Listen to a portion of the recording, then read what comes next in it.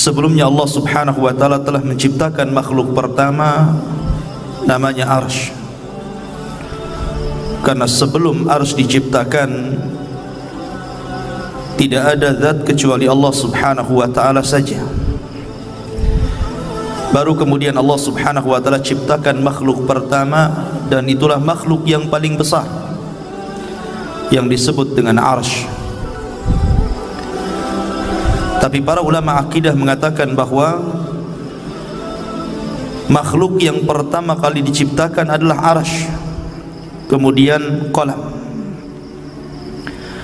Baru setelah Allah subhanahu wa ta'ala menciptakan Arsy-nya, kemudian setelah itu menciptakan qalam, dan Allah berfirman kepada qalam, catatlah segala sesuatu yang akan terjadi sampai kiamat dibangkitkan. Maka qalam pun kemudian mencatat seluruh takdir. Tidak ada satupun kecuali berdasarkan takdir Allah subhanahu wa ta'ala. Kemudian setelah qalam tidak lagi mencatat karena kehabisan tinta dan telah kering, maka catatan itu diletakkan di Lauhil Mahfuz, yang kemudian Allah subhanahu wa ta'ala memerintahkan para malaikat untuk menjaganya. Dari sinilah kemudian Allah subhanahu wa ta'ala menciptakan langit dan bumi, dimulai dari hari Ahad dan diakhiri pada hari Jumat. Hanya 6 hari: Ahad, Senin, Selasa, Rabu, Kamis, Jumat. Maka Allah subhanahu wa ta'ala menyelesaikan penciptaan langit dan bumi dalam tempo yang 6 hari ini, dan selesai penciptaan keduanya di hari Jumat, sebagaimana Allah juga akan menghancurkan di hari Jumat, karena kiamat itu tegak di hari Jumat. Barulah kemudian Allah subhanahu wa ta'ala menciptakan makhluk-makhluk yang lainnya, gunung, sungai, pohon, dan begitu seterusnya. Maka ketika itulah Allah subhanahu wa ta'ala menciptakan makhluk pertama, namanya malaikat, dan malaikat adalah tentara-tentara Allah. Kemudian setelah Allah menciptakan malaikat, maka Allah ciptakan jin. Jin inilah yang pertama kali menghuni bumi. Akan tetapi karena jin ini memang disifatkan Allah subhanahu wa ta'ala lebih banyak yang rusak dibandingkan yang baik, maka terjadilah kerusakan di permukaan bumi. Sesama jin ini saling bunuh-membunuh, menumpahkan darah, merusak bumi. Akhirnya kemudian Allah subhanahu wa ta'ala pilih dari mereka yang paling saleh. Jin yang paling saleh itu namanya Azazil. Maka kemudian Azazil inilah yang kemudian diutus oleh Allah subhanahu wa ta'ala, kemudian dibekali dengan tentara malaikat untuk memperbaharui jin-jin yang ada di permukaan bumi, sehingga jin-jin yang jahat itu ditangkap, kemudian dilemparkan ke beberapa tempat di permukaan bumi. Sampailah kemudian bumi pun tenang karena dia berhasil menenangkan kaum jin. Dari situlah kemudian Azazil diangkat ke langit dan menjadi raja bagi seluruh kalangan jin, dan dia tinggal bersama para malaikat yang kemudian oleh Allah subhanahu wa ta'ala diberikan amanah untuk menjadi khazanatul jannah, penjaganya surga.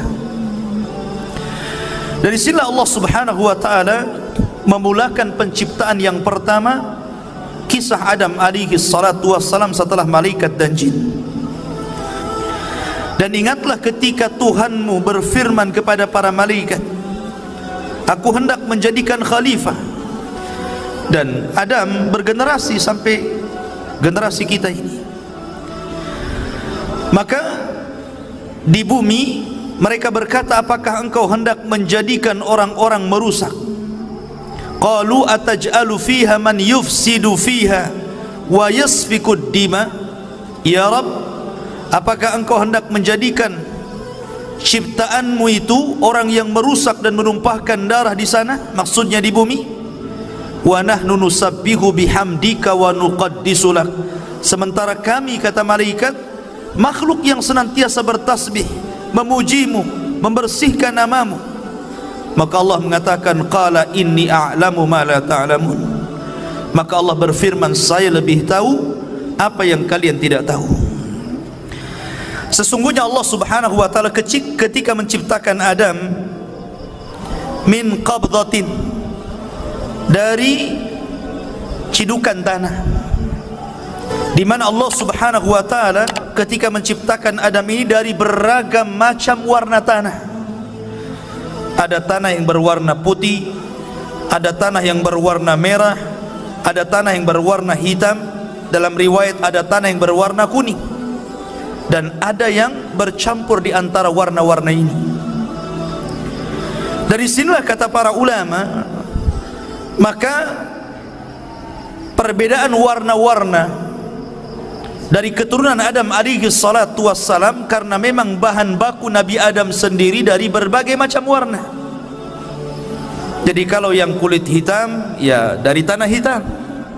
Kalau kulit putih, tanahnya putih. Kalau kulitnya kuning, tanahnya kuning. Artinya bahwa Allah subhanahu wa ta'ala menciptakan dari berbagai macam warna tanah, dan itulah menjadi keturunan Banu Adam. Kemudian di antara tanah yang diambil untuk menciptakan Adam itu ada yang al-khabith, ada jelek tanahnya. Wa tayyib, ada tanah yang baik. Was-sahlu, ada yang mudah diambil. Wal haznu, ada yang susah. Dan ada yang bercampur semuanya. Dari sini pula kemudian di antara turunan Adam ada yang jahat, ada yang baik, ada yang keras kepala, ada yang muda, ada yang lembut, begitu kan? Jadi semua ini prosesnya kembali kepada proses ketika Allah menciptakan Adam alaihi salatu wassalam.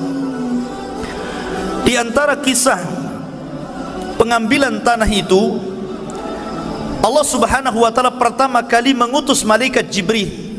Jadi Allah itu utus malaikat Jibril untuk mengambil tanah yang ada di bumi.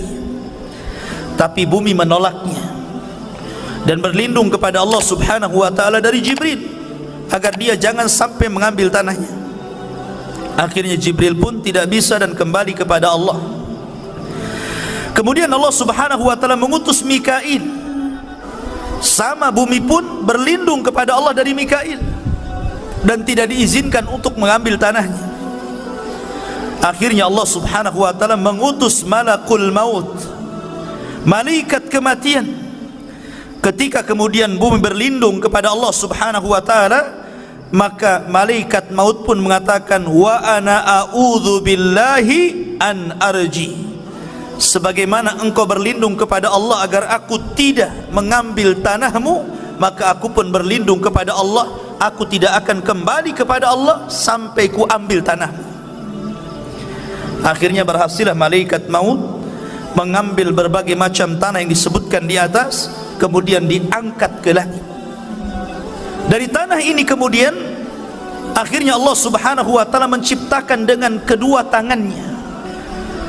Dan ini ada hikmah kenapa Allah ciptakan Adam dengan tangannya, supaya iblis tidak bisa sombong di hadapan Adam. Karena iblis tidak diciptakan dengan tangan Allah. Iblis itu diciptakan dari ujung nyala api. Maka kemudian ketika Allah subhanahu wa ta'ala menciptakan Adam, Allah mulai membentuk Adam alaihi salatu wassalam dengan sebaik-baik bentuk yang tidak sama dengan makhluk yang lainnya. Sesungguhnya Allah menciptakan manusia itu sebaik-baik bentuk. Lah ketika Allah subhanahu wa ta'ala mulai menciptakan Adam alaihi salatu wassalam, dibentuknya sedemikian rupa, maka Allah subhanahu wa ta'ala membiarkan Adam yang belum ada ruhnya itu. Ada yang mengatakan selama 40 tahun dibiarkan, artinya sampai betul-betul mengering. Lah dari sinilah kemudian ketika malaikat melihat Allah subhanahu wa ta'ala menciptakan makhluk yang gharib bagi mereka, aneh bagi mereka, di sinilah malaikat datang menghadap Allah dan mengatakan, ataj'alu fiha man yufsidu fiha wa yasfikud dima wa nahnu nusabbihu bihamdika wa nuqaddisu lak. Ya Rabb, apakah engkau akan mengulang 2 kali menciptakan makhluk yang akan merusak bumi, menumpahkan darah, sementara kami adalah makhluk yang terus bertasbih memuji kamu? Kenapa malaikat ngomong seperti ini? Karena malaikat punya pengalaman dengan bangsa jin.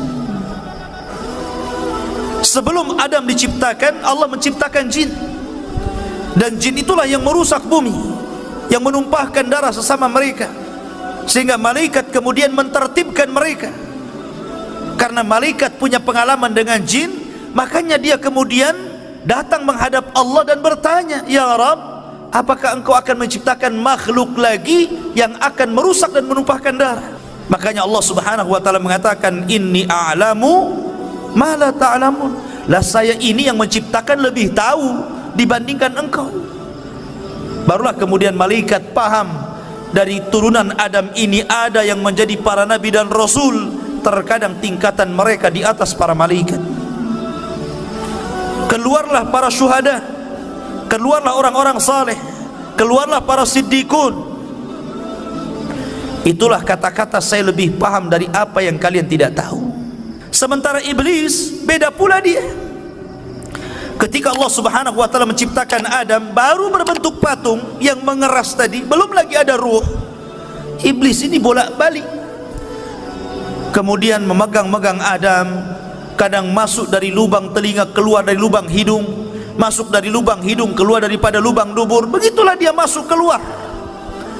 Kemudian dia mengatakan di hadapan malaikat, la in sullitu la uhlikanna. Kalau seandainya makhluk ini diserahkan kepadaku, kuhancurkan dia.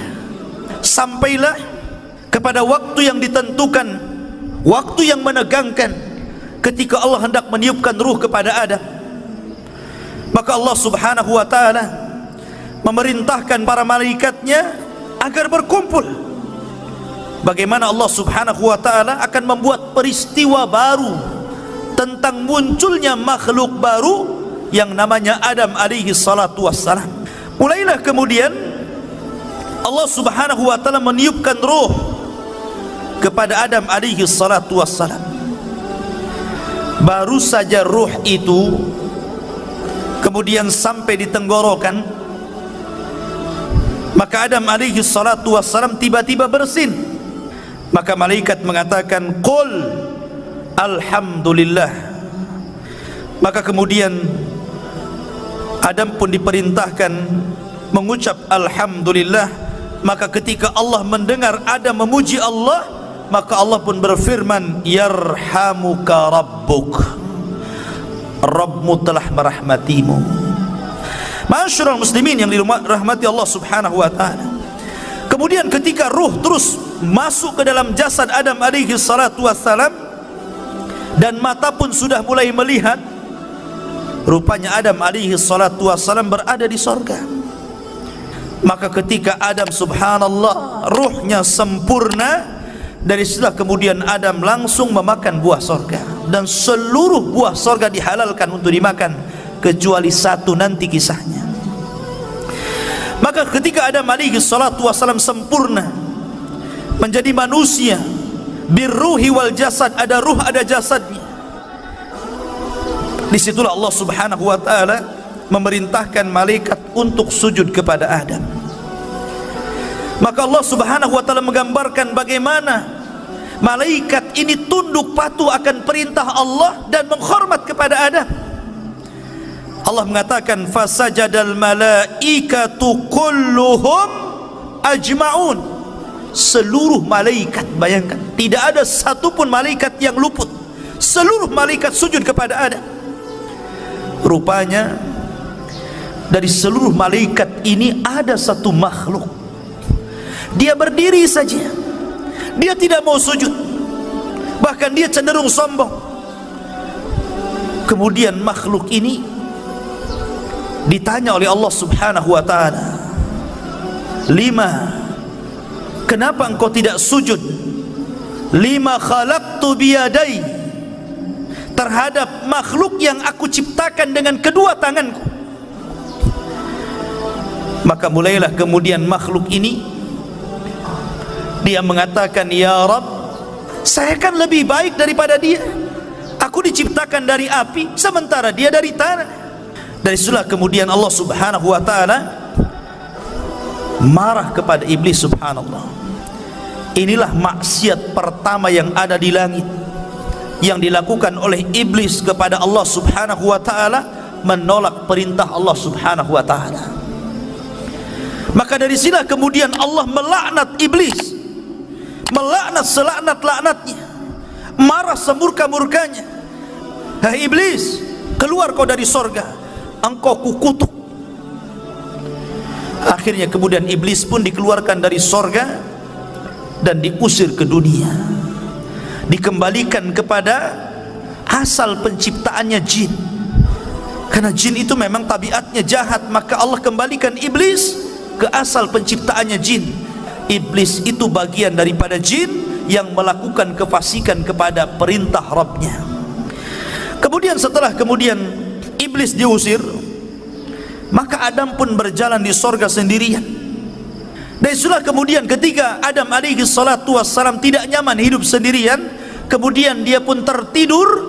Tiba-tiba selepas bangun, di sampingnya ada perempuan. Dialah Hawa, diciptakan dari tulang rusuk yang paling bengkok dari tulang rusuk Adam alaihi salatu wassalam.